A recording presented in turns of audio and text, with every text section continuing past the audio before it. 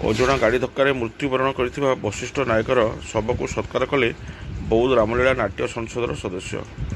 ଗତକାଲି 22 ତାରିଖ ବୁଧବାର ଦିନ ଅପରାହ୍ନ 2 ଘଣ୍ଟା ସମୟରେ ବୌଦ୍ଧ ଜିଲ୍ଲାର ଚାରିଛକଠାରେ ଏକ ଅଜଣା ଗାଡ଼ି ଧକ୍କାରେ ଠିଡ଼କେଜୋର ଗ୍ରାମର ବଶିଷ୍ଠ ନାୟକ ବୟସ 67 ବର୍ଷ ଗୁରୁତର ଆହତ ହୋଇଥିଲେ।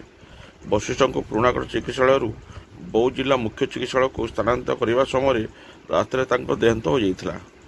ସୂଚନା ଅନୁସାରେ ବଶିଷ୍ଠଙ୍କର ପୁଅ 2 ଜଣଙ୍କ ମଧ୍ୟ ପୂର୍ବରୁ ଦେହାନ୍ତ ହୋଇଯାଇଛି।